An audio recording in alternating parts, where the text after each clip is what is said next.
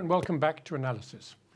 As the number of Syrian refugees climbs towards the 2 million mark and a harsh winter begins to set in, the international community has been criticized for not doing enough to curb the scale of the crisis. Refugee camps in Lebanon, Jordan and Turkey are growing by tens of thousands of new arrivals every week, but European countries are closing their doors to asylum seekers. The UK has been heavily criticized by Amnesty this week for being one of the EU countries who have offered no resettlement or humanitarian places to Syrians at all. However, this comes on the same week that the International Development Secretary Justine Greening said Britain would provide a further £60 million to help Syrian refugees get through this third winter of fighting. So is the UK doing enough to help the Syrian people? And should Britain be opening its doors to refugees? Or is the pledging of aid good enough? And what are the chances that next month's Geneva conference on Syria will be a success? We'll rejoin our panel of guests, plus now we have Roberto Russo from the UNHCR in Lebanon via Skype to discuss this in further detail.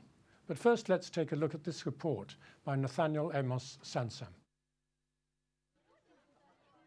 As winter begins to bite across the Middle East, the Syrian refugees are increasingly in need of food and shelter.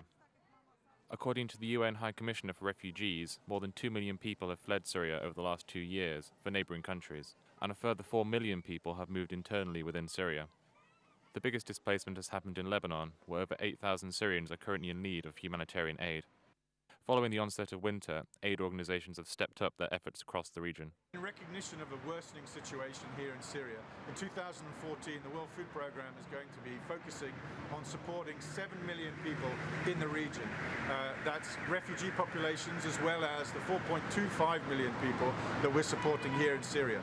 We're going to have particular focus on children of school age, young mothers and mothers-to-be, as well as babies from the age of 6 months to 23 months.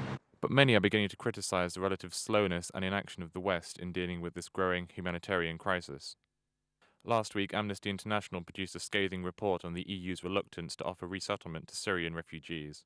Currently, only 10 member states have offered asylum to just 12,000 people, the United Kingdom being one of 18 nations not offering resettlement or temporary protection to any refugees.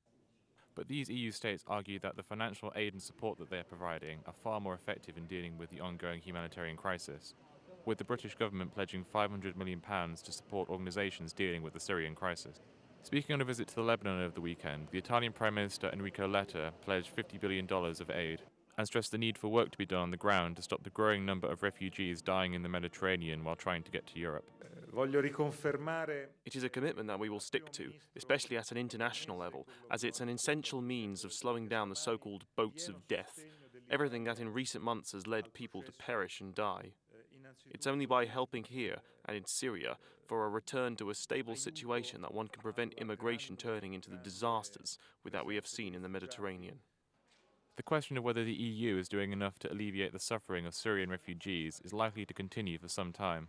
But as the winter deepens across Syria and its neighbouring countries, the cold hard fact of people dispossessed will become harder for the world to ignore. Well, Roberto Russo, let me talk to you first, if I may. I mean, we heard that there are 800,000 refugees already now in Lebanon. I mean, what is the shortfall in aid that you see? I mean, how slow is the aid coming in at the moment? I would say that the international community and the donors have been extremely generous in giving funds for this crisis in Lebanon as well as. But it's just that the funds and the contributions from donor has not grown proportionately to the number and the huge needs of the refugees. So we have shortfalls in all sectors, in health, in shelter, in the response to the winter, in education, and we are forced to take very hard decisions on who to prioritize for help and to select the most vulnerable of the vulnerables to target the little resources we have. And the most vulnerable presumably are children, aren't they? They are. We have, for example, over 2,000 children registered with us, with UNHCR in Lebanon alone, who crossed the country without parents or relatives. Many get separated inside Lebanon from their families because they're forced to work. We have many women who cross inside Lebanon who without a husband and basically without a breadwinner. So we have many families who are extremely vulnerable and don't have an income in Lebanon, and they're basically dependent on the aid of the international community. And of the 800,000 that we mentioned, I mean, are most of them in these very flimsy tents, or are they in sort of shelters and public buildings like schools and other places with at least some sort of roof? Lebanon has a very peculiar situation because the government has not allowed UNHCR to set up camps, formal camps. So we have the majority of the refugees renting accommodation. Sometimes it's 4 or 5 families sharing a room. Now we have a growing number of people who are settling in very spontaneous informal camps, which have now grown and are over 430. And we have 120,000 refugees living in these tents in very bad conditions, because these are not camps that are set up by UNHCR or the aid of organizations with a decent number of services and for the refugees. They're sometimes in flood-prone areas, very far from schools, from health centers. So it's very hard to give a decent life to the refugees living there, especially now that it's winter. Well, thank you very much for your contribution. I'm going to turn now to Bill Bowring to talk about the issue of asylum seekers and Syrians coming in. Well, Amnesty, as we heard, Amnesty International said that Britain is playing a very bad role in not accepting one single Syrian asylum seeker. I mean, do you think that is really a disgrace or what?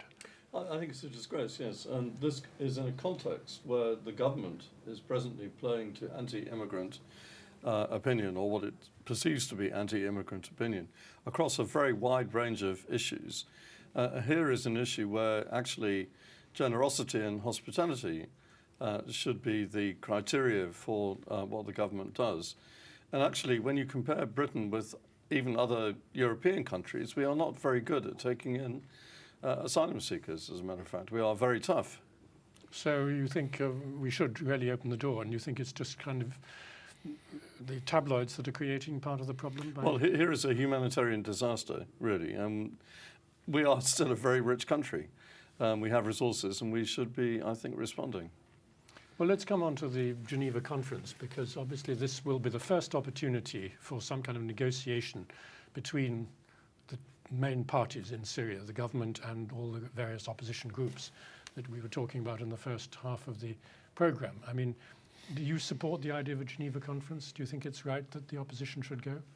Well, it's in principle, it sounds always good, but I don't think it is in reality it's good again. The reason is the atrocity is ongoing in Syria. How would you sit with somebody that he keep round the clock bombing, killing, and detaining and torturing?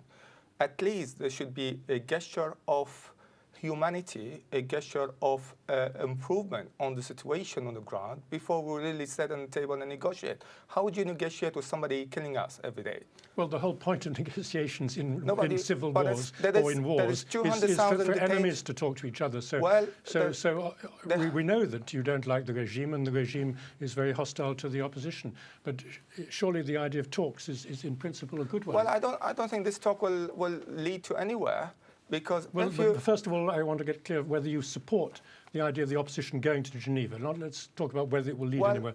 Should they go to Geneva or shouldn't they? Yes, I only support that the opposition should be going to Geneva in only one condition. Which is that the main cause for all of this atrocity has to step down and has to deliver the power to transitional government.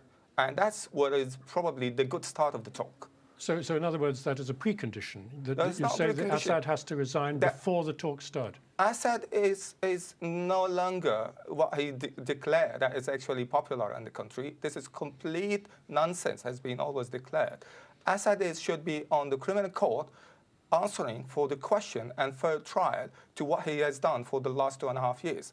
He's never been, willing to be the man of the future for Syria. He's a man of destroying the future of Syria. Well, let me try Abdulaziz Al-Mashi, from the UK Syrian community. What is your view? Is it right for the opposition to go to Geneva to talk to the government? Well, to be honest, as Syrians, we need to put this ordeal to an end, and it doesn't matter how. But in my opinion, in order to get a fruitful peace talk, there must be a balance on the ground. If there is one side strong and one side weak, then the strongest side gonna pose his conditions, and I can't see like a good result of Geneva too. I think as far as Assad using his armed forces to crush his own people, and he is backed up by Iranian, Hezbollah, and Russian, while the opposition have been abandoned by the international community. I can't see any solutions on the horizon. No, but you say that there's no balance. You're saying that the opposition is weaker than on a military point of view from the government. Yes, our people are very brave and we are very proud of them. They are fighting Assad machine with rivals. They are fighting air just with the rivals. Why the international community don't make the opposition strong enough, and then we can have a dialogue? Assad, he is not serious at all to go for a dialogue because he thinks he is strong and he can manage to finish off the revolution. But at some point, everybody agrees there has to be a political settlement. It's been going for 3 years now. Surely it's now time to try negotiations. Okay, the international community described Assad as illegitimate president for Syria. So how come they want us to dialogue and negotiate with someone who is illegitimate? Well, it's not about legitimacy, is it, Bill Bowring? It's about practicality and reality. There's a war going on. There's no military victory for either side. Surely there have to be talks, doesn't there? Well, there is a fact that Assad is not going to stand down. So if there are going to be talks in Geneva, there have to be talks which include Assad's government in Damascus. So, that is the reality of it, actually. I think it's very important that the players in the region get round a table because they are actually responsible, I would say, for the conflict going on for 2.5 years. So I would say that Russia, Iran, Turkey, Saudi Arabia and so on, and the Gulf states, all have to be round that table because actually I think they are the people responsible. But I think to have a precondition that Assad has to leave before talks can start, well, then there will be no talks. Well, what's your line? Iran, you mentioned earlier on, is heavily involved because you say they're Iranian fighters. So isn't that an argument for Iran taking part in the conference then? Not at all. How can you really allow external occupation forces really to sit down and try to give support to the Assad? I do believe that it should be the international community really insist that all the parties has been helping Assad on the ground. They should really withdraw or stop actually violating the international law. What the hell actually thousands of those Iranian and Lebanese Shia fighters and from Iraqi as well, thousands of them have been operating freely inside the country and nobody condemned them. Nobody even talk about them.